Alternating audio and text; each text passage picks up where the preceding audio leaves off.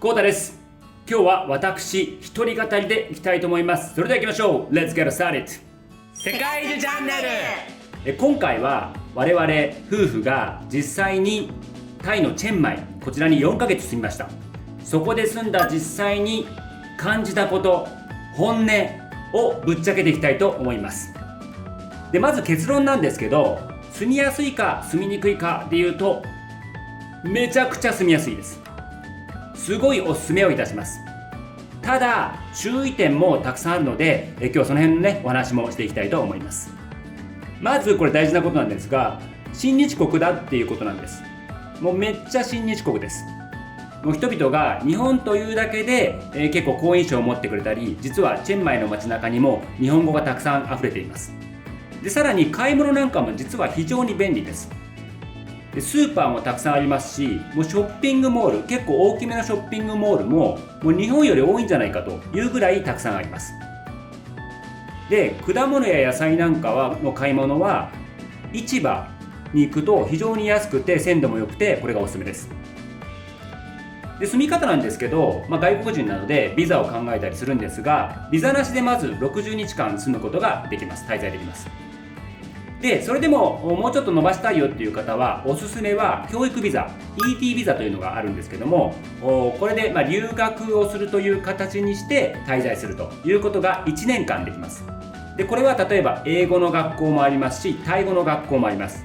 面白い教育ビザではムエタイビザとかね、あるいは僧侶になるためのビザなんていうのもあります。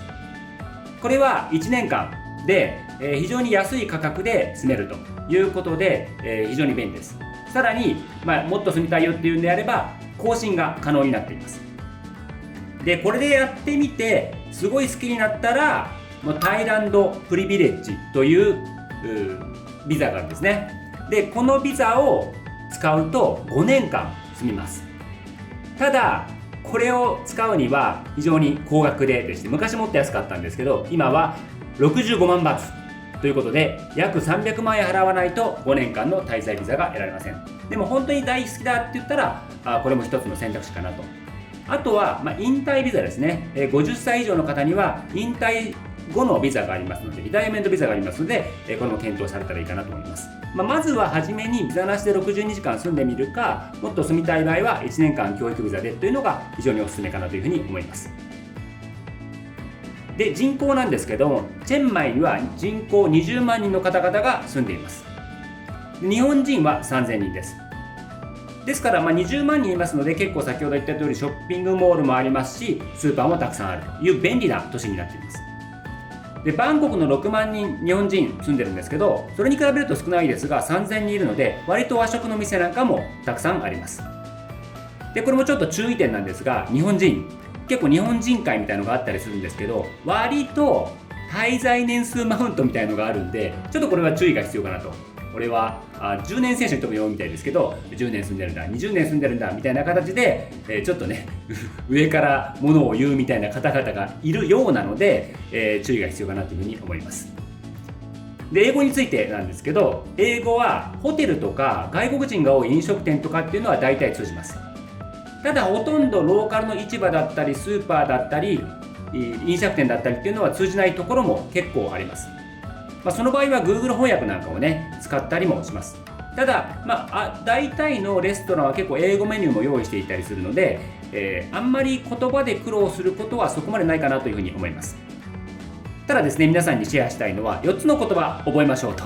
これやると結構現地の方喜びますよっていうことでお話しすると、まずサワディカップっていう形で、これこんにちはですね。こんにちはというような形でサワディカップっていうと、相手はサワディカって言ってくれます。でそしてありがとう、コップンカップですね。コップンカップっていうと相手の方はありがとうって形でまた喜んでくれます。さらに飲食店の中で私よく使うのはアロイですね。アロイを言うと結構美味しかったんだねっていう形で、店の人たちが喜んでくれます。そしてこれからお話しするマッサージなんか言うとサバイっていうねのがあるんですけど、サバイサバイとか言ったりするんですけど、そうすると相手がすごくまた笑顔になってくれるということで、この4つの言葉を覚えたらいいかなというふうに思います。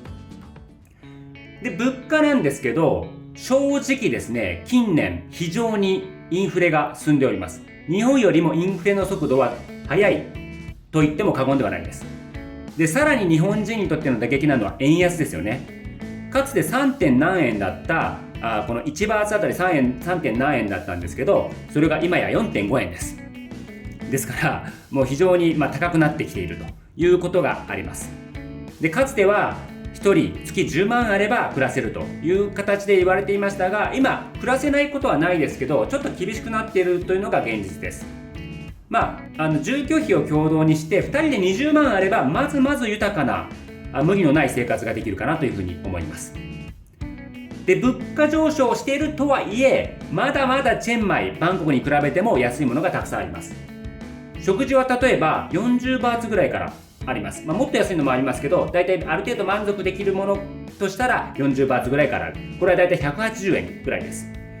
私が大好きなカオマンガイも40バーツ、50バーツといった形で食べることができています。で、日本料理も意外と安くて、1食600円とか700円ぐらいから食べることができます。ですからもちろん日本の牛丼よりは高いですが、でも結構味も美味しくて、満足いく料理が600円から700円ということで割と安いです。で、さらに安いのがマッサージですね。マッサージはだいたい200バーツ前後、900円ぐらいからあるということで1時間ですね。なのでこれは非常におすすめで、私たちもよく通っていました。家賃なんですけど、だいたい毎月で借りる場合、月決めで借りる場合は1万バーツ、だいたい日本円で4万5千円ぐらいが相場。これで、プールもついてジムもついて、ワンベッドルームぐらいの広さのものが借りれたりします。私たちは60日という短期間だったので Airbnb で借りて、そしたら月10万円ぐらいにはなりましたけれども、だいたい現地で長期で借りる場合は半額以下で借りることができるということで、住環境はとてもいいなというふうに感じました。で、場所なんですけど、だいたい大きく分けて旧市街と2万平民に住む日本人の方々が多いです。なぜなら便利だからというのが多いんですけれども、私たちは両方で住んでみました。旧市街はとても癒しの雰囲気、歩いてて楽しい。2万平民はとっても便利、もうスーパーもショッピングモールもあるという形で、便利です。じゃあ現地での仕事はどうするのっていう形なんですけど、基本的に就労ビザと就労許可証がなければ現地で働くことはできません。で、さらに教育ビザやビザなしでは現地では働くことはできません。ということで、どんな働き方があるのということでお話しすると、まず現地法人に雇われるということがあります。現地のタイ企業だったり日本企業に雇われるという人もいらっしゃいます。で、さらに最近すごく増えてきて面白いなと思うのが、日本企業に雇われて、で、タイとか関係なくリモートで仕事をしていいよっていう許可をもらっている方が非常に増えてきました。私もチェンマイで何人ものそういう人に会いました。つまり日本円で給料をもらい、タイでネットを使って仕事するという方々が増えてきています。で、さらには、独立していてリモートで仕事できると、こういう人には本当に最高の場所だと思います。例えば、プログラマーであるとか YouTuber であるとか、動画編集をしている方とか Zoom などでセミナーをしている方にとっては非常に暮らしやすいところだなというふうに思います。で、もちろん投資家なんかも非常にいいですね。で、なぜならばインターネットが非常に速いんですよ。これは世界第3位のネット速度があるというふうに言われているので、日本より速いぐらい。本当にネットに関しては100メガは当たり前で、時には500メガ出るという形になっておりますので、チェンマイ移住はそういった方にはおすすめかなというふうに思います。で、治安に関して気になる方もいらっしゃると思うので、治安はめっちゃいいです。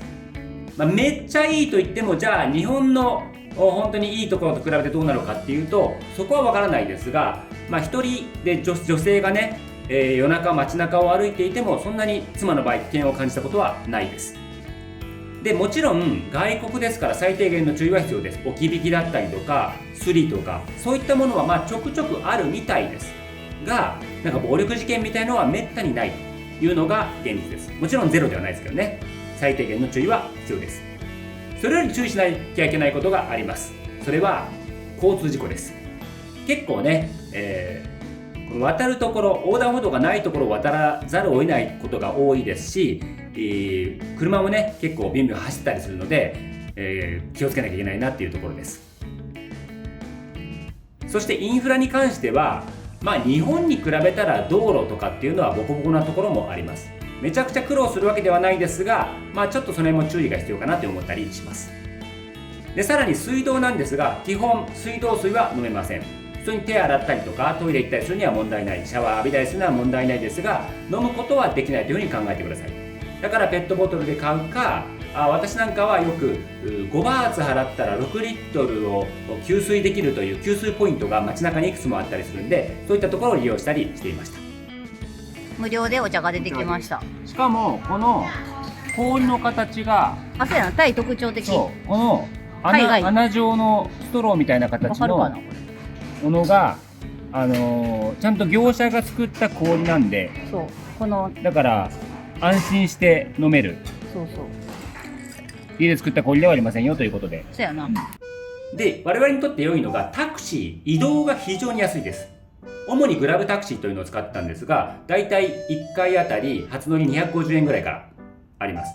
で距離を結構行っても割と、1000円行くことはめったにないなというような感じです。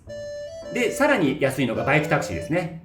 バイクタクシーはだいたい100円ぐらいからあるということで、これも非常におすすめかなと。もちろんちょっとしたね、危険はありますけれども、しっかりヘルメットかぶれば問題ないかなというふうに思います。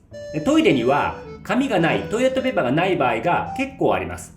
ですから外に出る場合にはティッシュペーパーやトイレットペーパーを持ち歩くことをお勧めします。でこの紙に関してトイレした後は流せませんので、だいたいゴミ箱がそのトイレの中にあったりするので、そこに捨てるという形になります。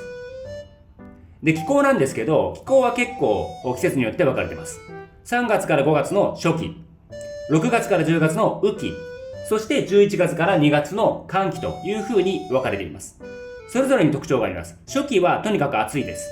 これはだいたい日本の夏よりはちょっといいかなぐらいで考えていただければと思います。だいたい34度、35度の日が続いていくという形になります。で、雨季に関してはそこまで南タイに比べたら、バンコクとかに比べたら雨の量は多くないです。ただ時に今年ありましたけど、ちょっとした洪水が起こったりするということで、人命が損なわれるということはないようなんですが、そういったこともちょっと考慮に入れなきゃいけないというふうに思います。で、寒気、この時期は最高です。特に11月から1月の時期の寒気というのは、雨もほとんど降らなくても毎日が快適な気候。気温もだいたい朝は22、3度、昼間もカラッとしていながらも30度前後という形で非常に過ごしやすい、この時期に長期滞在することがおすすめかなというふうに思います。ただこれ大きな問題があります。これ現地の人たちもたくさんお話しされてるんですが、2月ぐらいから4月ぐらいまで、4月いっぱいぐらいまでは大気汚染の時期なんですよね。いろいろ焼き畑農業だったり、あるいは気流の関係なんかでそこにそのスモッグが溜まってしまうということで、非常に PM2.5 の数値が高い時期になります。ですから私自身はこの時期を避けて生活しているわけですが、もう現地の人の話なんかを聞くと本当に空気が霞んで見えるというふうに言われたりするので、ぜひ旅行するならこの時期を避けて、で長期滞在する場合も1年間とか住む場合もこの時期だけ結構他の都市に移住しているよっていう方はいらっしゃるんです。ベトナムであるとか、カンボジアであるとか近くの国ですね、そういったところに移住しているよって方は結構多いです。そしてチェンマイの特徴、なんといっても癒し天国です。とにかく癒されるスポットが多いです。まずマッサージ、タイ古式マッサージはこのチェンマイが発祥というふうに言われています。本当にマッサージのレベルが高く、なおかつ安いという形で、だいたい200バーツ前後から1回1時間900円前後からマッサージが受けれると。しかも日本のものよりレベルは高いというふうに考えていいと思います。こういったものが受けれますし、私たちが大好きだったサウナですね。サウナにはたくさん行ってました。サウナもだいたい100バーツ、450円ぐらいで入れるということで、これハーバルサウナといって薬草を使ったスチームサウナ、すごく癒されました。はい、今日はこちらのオールドメディシンホスピタルという昔からある、マッサージのスクールになんとサウナがあるそうなんで、サウナに入ってみたいと思います。楽しみですね。楽しみです。サウナね、なかなか外国入れませんから。そうですね。ここでいいのかね。ここにあ、サウナ。あっち。あったところにここ今ずっと違うところさ。銭湯みたいな。ほんまやん。お、これはいい感じかもしれません。なあ。おー。銭湯っぽい。すげえ。水っぽい。靴はここで脱ぐのかな。はい。じゃあ靴脱ぎましょう。私のもお願いします。全部タイ語で何書いてるかはわからないです。でも、ほんまや。100バーツ時間制限ありません。うん。レンタルサービス。あなたね、レンタルサービス。ケーブ。ハーブ追加50バーツ。へタオルセット。うん。タオル、バスタオルセット。私はこれでいいねんな。OK です。Two people, okay? 200 baht. Yeah. How? No? Only half. Only half. One towel set. Yeah. And one set? One set. One set. Yeah. Okay, one set. お、これがハーブのなんか。 130 baht. And you 100 baht. Okay. さこれを巻いて入るらしいです。あ、はい。わずか450円で。すごいね。嬉しいね。じゃあ、入っていきたいと思います。ครับผมเนาะ うん、そういうことか。完全に戦闘スタイルやん、これ。แป้งบอกแล้วโอเคいらっしゃいませで書いとるし。さあ、それでは第2さんが入っていきたいと思います。いい感じの着物で可愛いですね。これが、水着の代わりで貸してくれます。30バーツ。はい、どうですかいやー、よかったですね。気持ちよかった薬草だから、なあ、すごかったよな、ハーブが。ハーブのスチームなんで、なんか体に良さそう感が半わ端ない。かる。すごい、息もさ、ハーブで呼吸するから、鼻とか喉の通りがいいような。なあ、それもすごい体に良さそうな感がすごいよね。これはあれじゃない？うん多分今日はこの日とかそういう感じで違うんじゃない？あ、そういうことなのかな全くわからない。今日なんかこれが置いてあって、あ、そライム的なもう。の。へえ。わからんうちだけかもしれない。あ、なんか入れ替えがあるらしい。あ、そうなんや。これほら。整うスペース。いや、ドロームスペースあるし、うん。ハーブを追加してくれる。そんなんあるん、うん。ハーブ追加ってすごいね。ね。何自分でやるってこと今日これってことじゃないのかもしれない。このしかもハーブが入れ替える時間もね。ハーブ入れ替える時間。一日四回へえ。ここは結構、私これ来そうな気がします。なあ、これめっちゃいいやん。すごい良かったわ。昨日とかぐったりしたから来ればよかった。うん。すっきりしたよね。うん久々になんか、サウナって感じで。で、なんかいろんなさ、この見て、スクラブみたいなのもあるみたいでさ、ほら、フェイススクラブとか、ここで売ってるっぽいよ。で、それを使って、中でなんかそういうのできるみたいな。スクラブスペースっていうのがあったからさ。多分この辺に売ってるから、これがさ、スクラブなんじゃないほら。スクラブっぽくないめっちゃ。下はバタフライお茶。なんかお茶あったよ。なんかね、俺の方ね、お茶とか水あったよ。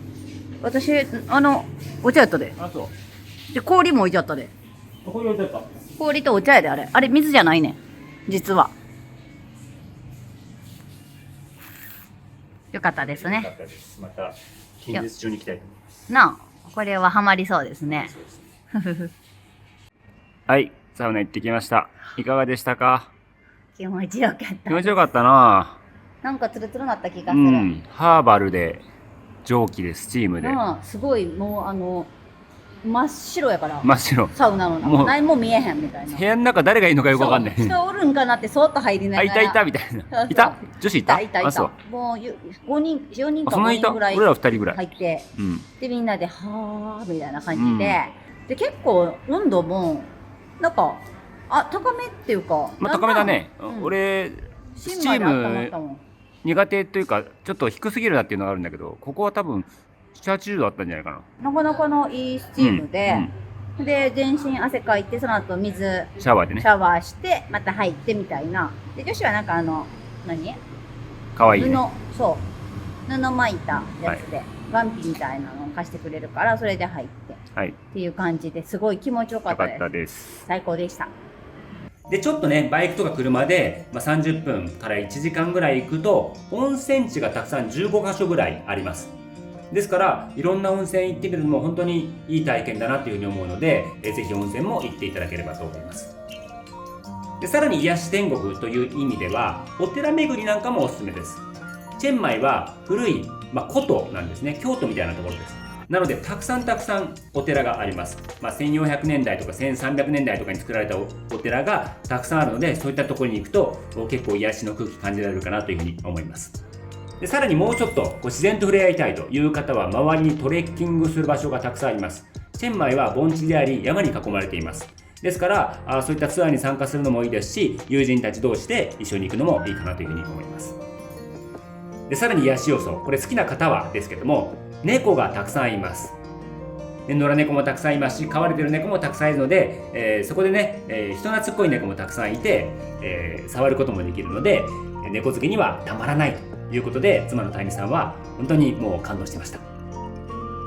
ただ注意点があります。野良犬がたくさんいます。野良犬なのか、これ誰かが餌やってるんですけれども、野良犬なのか飼われてるのかっていう犬がたくさんいて、めったに噛むことはありません。もちろん噛むことはないですが、もし噛まれた場合、もしかしたら狂犬病の可能性があります。日本では狂犬病というのは根絶されているんですが、タイではまだあったりするので可能性があるということで、これは気をつけていただきたい。